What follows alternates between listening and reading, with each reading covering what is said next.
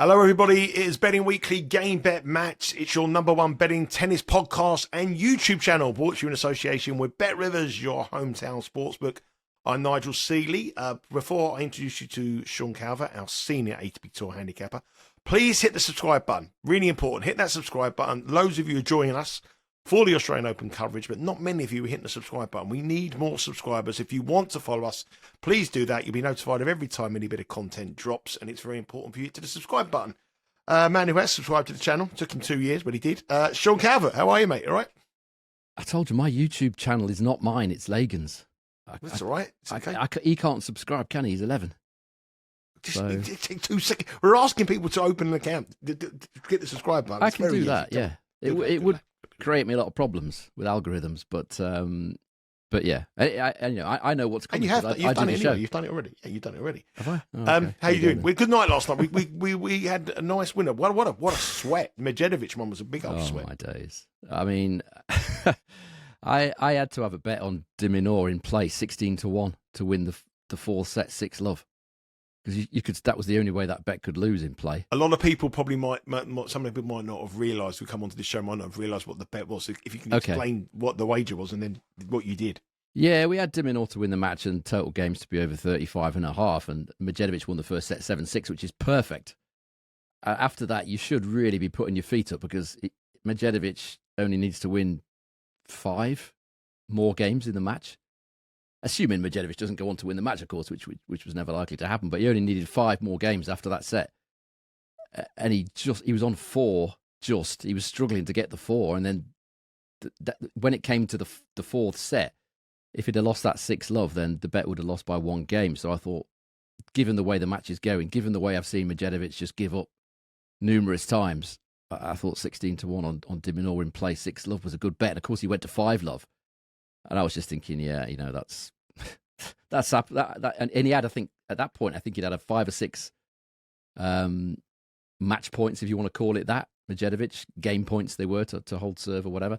Hadn't taken any of them, and de Minaur was having great fun, wasn't he? He was in full control, and somehow Medvedev managed to get over the line to make it 5-1. But yeah, that's the sort of bet when things aren't going well, you lose from ridiculous situations. So I was fortunate in the end that one came in, and we're still in play on another one, aren't we? It's going on late, this one, isn't it? Yep, it's going on late. We have got a bit of action currently live on recording this show. It's Francis TFO against Comensana. We're on Comensana plus 3.5, which looked like we were pretty much dead in the water. We've just taken the third set to make it very, very exciting going into the fourth, and we know he's a big-time player. So hopefully that will make those profit figures that you see on the screen there a little bit different. Currently, after last night, we were slightly up last night with that winner with Medvedev. Fortunate or unfortunate, however way you want to look at it. But we didn't perform. Mike Shaq didn't perform at all against Mario. Well, he was injured. Yeah, another bad. That's one of the reasons why he didn't perform. He was injured. Yeah, he didn't. But he didn't have a serve, so he was playing the match with his second serve the whole match, which it's not going to get it done, is it? No.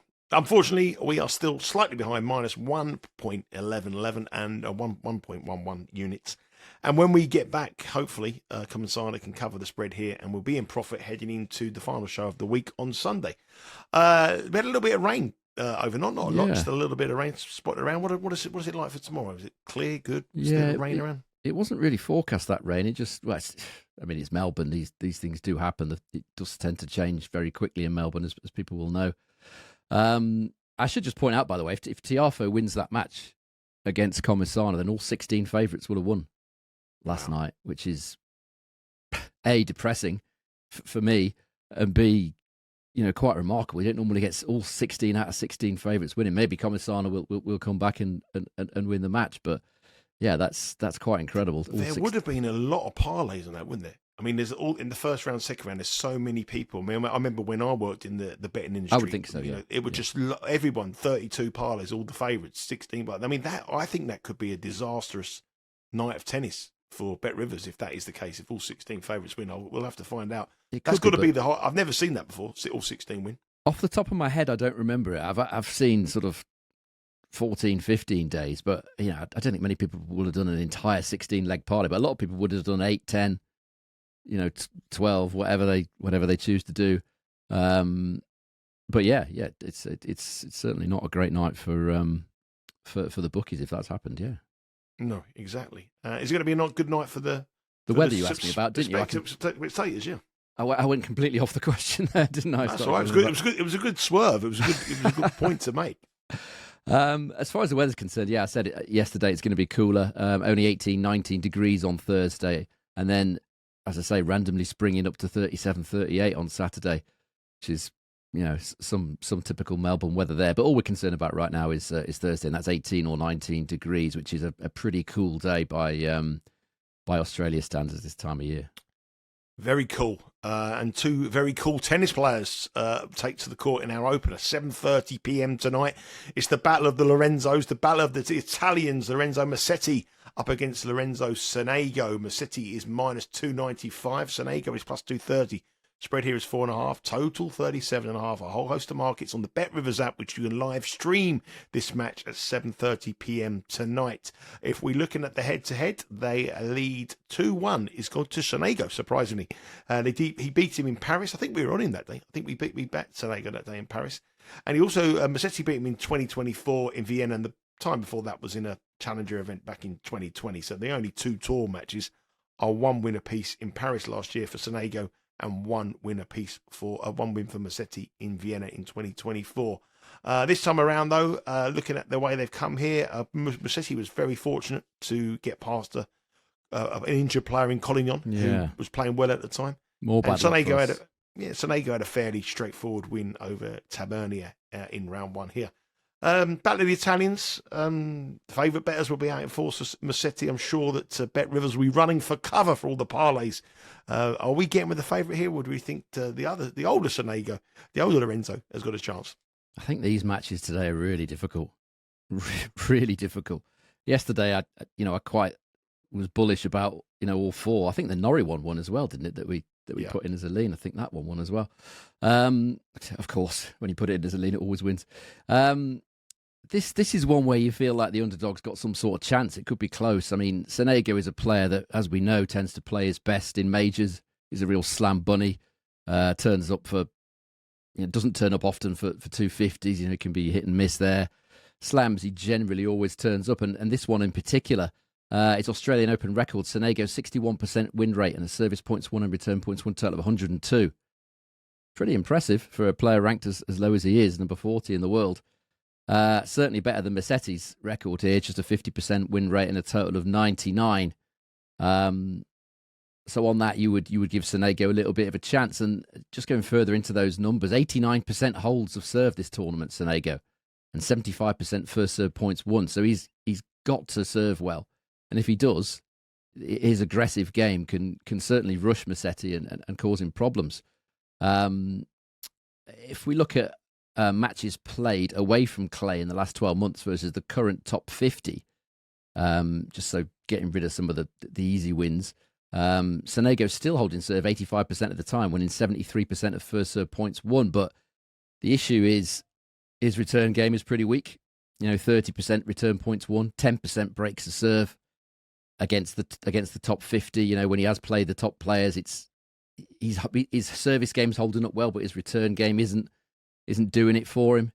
So he is going to rely on his serve quite a bit here. And Musetti was, as I said a minute ago and before, Musetti was a little bit fortunate that Collignon couldn't stay fit in the first round. Collignon was actually a break-up in all three completed sets of that match, but couldn't continue because of cramps, which happened to quite a few players, Felix as well being another one. The head-to-head is a little bit misleading, I think. Sonetti, it's a hybrid of the pair of them. Sonego did beat Musetti in that Paris clash at the end of last season on indoor hard, but it should be pointed out that Musetti was running on fumes at that point. If we did bet him, that's probably why, because Musetti was putting in a massive effort to get to the tour finals at that stage. He played so much tennis and he didn't have much left to give. Well, the interesting thing here is Sonego, how he performs against top 10 opponents, and particularly in the opening set. He's either won the opening set or lost it in a tiebreak in 6 of the last 8 matches he's played against top 10 opposition. So he tends to start out all guns blazing, sometimes wins the first set, sometimes gets very, very close, and then ends up struggling over the rest of the sets against the better players. And I'd like it to be a bit warmer. This is going to be a day match, so it's not a night match for Musetti, which would have helped Musetti. The fact that conditions are a little bit slower isn't ideal, but it's the best we can get, which is a day match for Sonego. So I think we're just going to have half a point on this one. And I'm going to take Sonego to win the opening set at plus 155. He's proven that he's a fast starter against the best players. Not convinced about Musetti in these conditions. He's got a little bit to prove for me. So you feel like Sonego's got to win the first set. If he doesn't, it's almost certainly game over for him. So yeah, that's not bad. Plus 155 for BetRivers, that is. I quite like the your point there. We're saying Senetti's either won the first set or lost in a tie break. I mean, Sonego, so I'm getting them mixed up as well. You do what Sonego's plus 1.5 on the game spread of set number one with BetRivers at plus 102. So even if he loses in the tie break, that would have won in cash in every single one of those 6 matches. out of 8. Yeah. So, 6 out of 8. So, yeah, get it with Sonego in set number one. We're going for him to win the first set. That is our is it an official play? Yeah, just half a point. These are just slightly smaller bets today. I think this is a very difficult card, and yeah, you don't want to be going too gung ho when 16 out of 16 favourites are winning. So yeah, I think these are slightly less than the ones we've been doing, because they're not a fabulous set of matches today, but still worth a small investment. I have some good news for you. Sonego to win set one is now plus 170 with BetRivers. So that's moved in our favour. So that's a little bit of a Brucey bonus for you there. If you want a bit of a Brucey bonus, we've got a Aussie Open bonus bet with Betting Weekly and BetRivers. We've teamed up with BetRivers to give our viewers a little bit of a bonus bet. All you have to do is enter the bonus code BWAO26. So Betting Weekly, Australian Open 26, abbreviated BWAO26, in your BetRivers app to get a $10 bonus bet to use on any Australian Open wager. That code again is BWAO26. The offer expires on January 31st. Must be 21, eligible players only. Gambling problem, call 1-800-GAMBLER. Also, when you log into BetRivers, you can receive a daily Australian Open profit boost to use on the day's matches as well. So we've teamed up with BetRivers to get involved in that offer for a $10 bonus bet to use. Okay, our second match is a match that is involving a man who's been in incredible form to start 2026. Surprisingly, really, Sebastian Baez against Luciano Darderi. Baez is 8-1 on the year. I mean, unbelievable. He beat Petchy Perigord. He must be absolutely exhausted, but the only match he lost was in the final in Auckland against Menchik. He was unbeaten at United Cup, lost once on the route to the final, and he started off here really well against Petchy Perigord. I don't know how he's going, but he's going strong. He's up against Luciano Darderi, who he holds a 5-3 winning head-to-head record, but most of those matches, as you would expect, have been on clay. He did win their only other previous meeting away from clay at the US Open, and he's a minus 167 favourite here with BetRivers, which does appear very short, but he's in great form. Darderi's plus 133, spread 2.5, 37.5 here is the total. I mean, I'm totally shocked by the start of the year by Baez on a hard court. Yeah. But I'm just worried that he's got to be feeling it, and I don't know if he's. I suppose it's a cool day, it helps him a little bit here, but I don't know if Darderi's the man who can beat him. But Baez at minus 167, I'll be worried that he's going to hit the wall. Exactly. I've got 4-2 here in the head-to-head, by the way. 1, 2, 3, 4, 2. You've got 5-3. I've got Cordoba in 24 and 2023. I've got 2 Bundesliga events as well. Bundesliga. Yeah, okay. That's not what I've got. Okay, fine. Yeah, I mean, exactly as you said. I wonder if Baez has got the legs to win what's going to be an absolute war against Darderi. Baez has played 23 sets already this season versus only 9 for Darderi. So way more tennis in his legs over a short period of time. Darderi eased past a frustrated Christian Garin in 3 sets in the first round. Baez went 5 with Petchy Pericard, but because of the way that Petchy Pericard plays, very short points, the 5 sets of Petchy against Baez was only 16 minutes longer than the 3 sets of Darderi. But even so, 5 sets is it's a mental struggle as well. Darderi did have a bit of a stomach issue that day. I think he said after the match, if he'd lost that 3rd set, he would have been in a bit of trouble because he wasn't feeling that well. But after that, he went out and played doubles. So I assume he's all right now. Looking at the stats over the last 12 months, you wouldn't you wouldn't make Baez favourite. Last 12 months away from clay at main level. Baez, service points won and return points won, total of 97. Darderi, 99. You could argue that Baez is, struggling a little bit with fitness for most of last year. But now he's recovered. He's in great form, fabulous form. Probably the best he's ever played on hard courts. But his game does rely a lot on movement, on stamina. He doesn't have a big serve to kind of lean on when he's struggling a little bit. And as I mentioned before, Darderi is an underrated server. He won 80% on first serve against Garin in the first round. And his serve rating is 60th in the world, which is ahead of Alcaraz. It's 2 spots ahead of Carlos Alcaraz, 7.89, I think it is. Slightly ahead of Alcaraz and several other guys who you would think have a better serve than Darderi, but not according to the ATP stats. So that will certainly help Darderi in these quicker conditions. And, he crushed Baez on clay in that last meeting, which I think was in Borstad. I do accept that Baez that day in Borstad and the one we're at now are very different in terms of just where he's at physically and where he's at in terms of his form and his confidence. I accept that, but Darderi does look like he's an underdog with chances here. It's just a lean for me, but that minus 167, given all the tennis that Baez has played and given how this match is likely to be a physical battle, just looks a bit short. If I was betting on this one, you said have a bet in it, I would take Darderi on the money line. I think it's a great in-play bet if it goes long. If we go to 2 sets each, I think they'll flip-flop in terms of the favourite. I think Darderi might be the favourite. Yeah. Could even bet Darderi 3-2 maybe. Yeah, I think if it goes long, then Darderi wins it. If Baez, obviously if it's a straight sets win, I think Baez wins.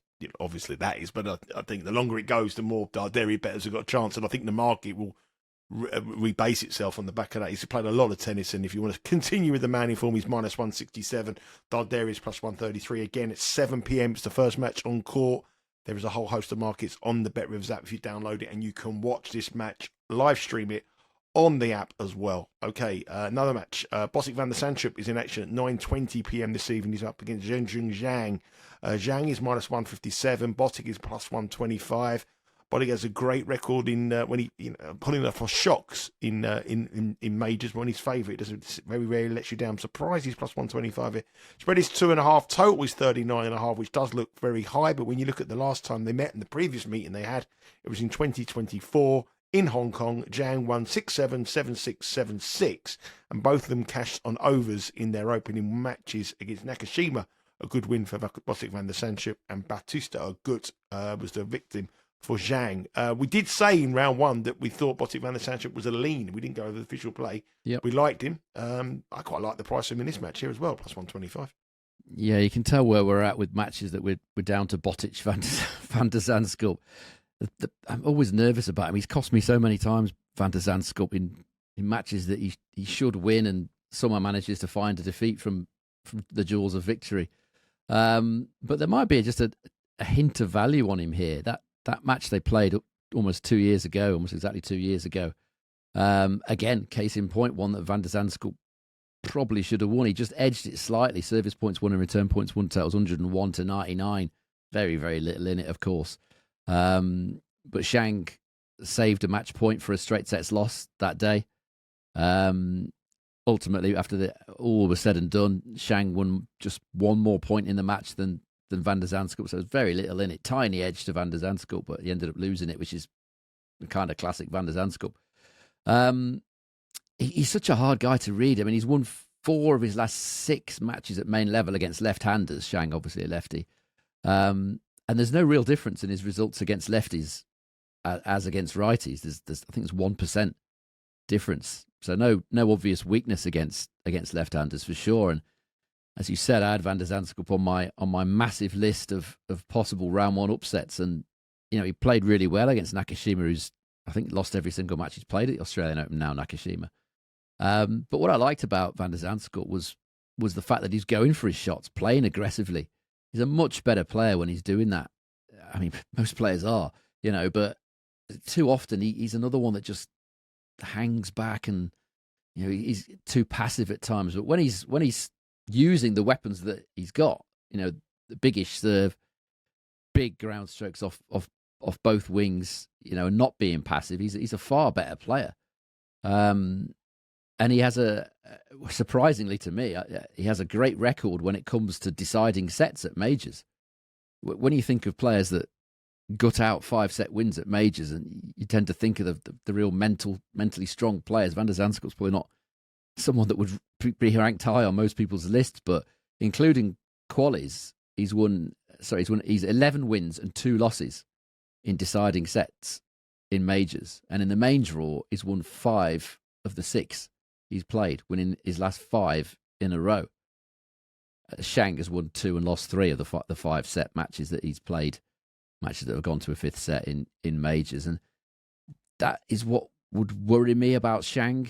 Not just the fact that Van der Zandschulp somehow has got a great record in deciding sets, but his physical state, Shang. He's very brittle. His last match that actually went to 5 sets, Jerry Shang, was at the 2024 US Open. That was before his latest spate of injuries. He's actually only completed 12 matches in a year. I'm just not sold on his stamina at all. He's certainly got a lot to prove in that regard. He beat Bautista Agut in round 1, but Bautista Agut has only played 1 match since the US Open last year, so he clearly wasn't anywhere near his best. Whereas Van der Zandschulp did beat an in-form Nakashima. So, tiny hint of value potentially on Van der Zandschulp at plus 125. It's going to have to be a lean because it just scares me to death betting Botic. But if you're not frightened off by Botic, then I think it might be a tiny hint of value. Yeah, plus 125 with BetRivers against a man who hasn't played a lot of tennis over the last couple of years and is a very heavy favourite, minus 157. Total interests me here at 39.5 when you consider it was 39 games in a best-of-3 match in their previous encounter. Our final match is the late match of the day. It's on Thursday. It starts at 4:10 a.m. Eastern time, so a very, very late one. So very good excuse to wake up nice and early and watch this match on the BetRivers app. It's our man of the season last year, Jaume, the man who won us the most money on this channel. He's up against Casper Ruud. Probably we opposed Casper Ruud more times than anybody else as well. He's minus 250 though, Casper Ruud here. Plus 195 Jaume. I spread 4.5 and total here is 37.5. The usual amount of markets, the 60 plus, are available on the BetRivers app. There's a selection of them there. If you're a head-to-head better, though, you'll be betting Ruud here because he leads 6-1 in the head-to-head battle. The only win for Munar was back in 2022 in Japan in Tokyo in the Japan Open. They've never met, they've met once here in the Australian Open last year. It was a 5-setter, which Ruud won 6-1 in the final set. So Munar did push him close in that one. I suppose the first thing I've got to ask you, I haven't seen anything about it. Has Casper Ruud's missus had a baby yet? Nope. It's the longest pregnancy in history. What's going on here? Well, I don't know the exact details. She hasn't shared a due date with me. But why not? I don't know her that well. I think she's I have no idea who she is. I don't even know what her name is. Mrs. Ruud. She's definitely being rude, not sharing the truth. I don't think they're married. I think they're getting married later in the year. So she's not Mrs. Ruud yet. But you said 10 days ago she was due any day. That's what he said. I mean, I'm just going on what he said. You would think he would have more knowledge of the subject than me. Well, yes, that's what he said. So the short answer to your question is no, she hasn't had it yet. And this is a relevant point here, I think. I'll come to that in a minute, but just on the hardcore stats, and obviously with Ruud's mind probably elsewhere, almost certainly elsewhere right now, you would have to give Munar a fighting chance here. As you said, the last time this pair met was an epic 5-setter that Casper Ruud won. Munar was a plus 431 underdog that day. Much shorter price now, but that was a year ago, just at the start of when Munar out of nowhere really started playing really good tennis on quicker surfaces, and everything changed for Munar. If you just go on basic stats of the last 12 months and outdoor hard at main level, it's a slight edge to Munar. 56% win rate, service points won and return points won, total of 104. Casper Ruud, 55% win rate and a total of 103. So just on the basic stats on this surface, slight edge to Munar. Again, I've narrowed it down to matches played against the current top 50 on outdoor hard at main level in the last 12 months. Again, Munar ahead by more this time. 50, still a very respectable 53% win rate for Munar, and his service points won and return points would total of 103. So his game holding up against the better players. Ruud, not so much, 33% win rate and a total of 97. So data is leading me towards taking a chance on Munar here. After that Australian Open clash that they played a year ago, they met again indoors in Dallas, and Munar should have won it. You know, as he so often does, he served for the match, but failed to get over the line. And that's nothing new really for Munar. That is the one Achilles heel in his game. You know, when he has got a lead, he tends to sort of hold back and stop doing the things that got him in that position, and he gets a bit choky. And that's kind of what happened in Dallas. He ended up losing, but you know, as we've said, this could be a great time to play Casper. Do you want his latest quotes, Casper? Yep. Okay, so after he beat what was a pretty awful... I wish you'd get on with it. I'm over in Australia. I don't want to be going back to sunny here. I don't want to be going back to Oslo. Can you hurry up, please? It's not like that, quite what he was saying, but okay. I mean, Matteo Bellucci wasn't great in the first round. But it's always a bit of feast or famine with Bellucci. He's either pretty hot or, you know, stone cold, and it was certainly the latter. He said, Rudy said, "I'm checking my messages all the time." Excuse me. And if she goes into labour, I probably won't be here the next day. But some things are bigger in life than tennis. I went onto the court because nothing had yet happened. That's what he was talking about. He's talking obviously about his first round match against Bellucci. So he's obviously expecting something to happen any minute. Although we said that in Auckland. It's a long flight though, isn't it, to go back from Australia back to the bedside of your pregnant wife? I mean, she'll be home by the time he gets home. That is very true. It depends. Some of labours can last a long time, can't they? I'm not an expert. You know, I don't pretend to be an expert in that field, but I know labour can go on for quite a long time sometimes. The other point to make is that Ruud, you wouldn't think he'd be that disappointed to leave here. You know, he's only ever made the last 16 of this tournament once, never any further. Pretty poor record here. Clearly his mind's not on the job. He has inferior stats on this surface than Munar over the last 12 months. I'm going to take a little punt. Again, half a point here. I'm going to take a little punt on Munar. Plus, he's gone out a bit. Plus 195 then with BetRivers. Yeah, it's another one of my conspiracy theories. But even if you forget the conspiracy theory stuff, the statistics still suggest that Ruud shouldn't be minus 250. So therefore, there's a hint of value. So we have two bets, official plays, on two nice price selections. We're going for Lorenzo Sonego to half a unit. Sonego to win the opening set at 7:30.